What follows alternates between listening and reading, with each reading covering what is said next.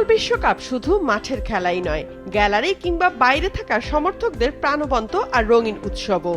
প্রত্যেকেই তাদের ফুটবল দলের জার্সির রং আর ঐতিহ্যবাহী পোশাকে সেজে হাজির হন ভেন্যুতে। বলা যায় স্টেডিয়ামই হয়ে ওঠে ফুটবল ও সংস্কৃতির মিলন মেলা। মাথায় বিশাল হেড আর গায়ে গাঢ় সবুজ, সাদা ও লাল রঙের পোশাকে নিজেদের উপস্থিতি জানান দেন মেক্সিকানরা। প্রথমবারের মতো বিশ্বকাপে জায়গা পেয়ে আলোচনার জন্ম দিয়েছে এবার কুরাসাও। জার্মানির বিপক্ষে ম্যাচ দেখতে আসা দর্শকরাও নজর কাড়েন গাঢ় নীল রঙের জার্সি আর রঙিন চুলে।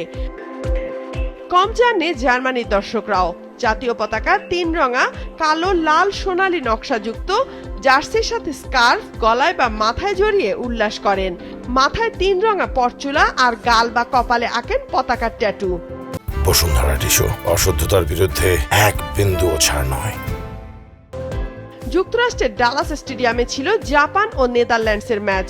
ডাচ সমর্থকরা কমলা রঙের জার্সির সাথে পরেন একই রঙের বড় পাগড়ি, এছাড়াও স্লোগানে মাতেন মুকুট পরে। জাপানের জাতীয় দলের ঐতিহ্যবাহী নীল রঙের জার্সি সমর্থকদের সবচেয়ে পছন্দের পোশাক। কোনো কোনো সমর্থকের মাথায় ছিল পতাকা ও জার্সি রঙের ব্যান্ড।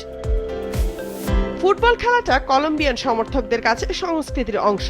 সাত পোশাকে তাদের জাতীয় পতাকার হলুদ, নীল ও লাল জার্সির রং প্রাধান্য পায়।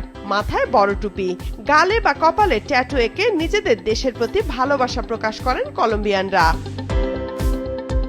আইভরি কোস্টের সমর্থকরা খেলা দেখার সময় মূলত গাঢ় কমলা রঙের হোম জার্সি পরেন, যা তাদের জাতীয় দলের ডাকনাম লেস এলিফ্যান্টস, যা প্রতীকী শক্তিকে নির্দেশ করে। মেক্সিকোর মন্টুর স্টেডিয়ামের বাইরে সুইডেনের হলুদ জার্সিধারীদের জোয়ার দেখেছে ফুটবল বিশ্ব। সাজ পূর্ণ করতে অনেকে মাথায় হেড, বিভিন্ন ধরনের মুখোশও পরেন।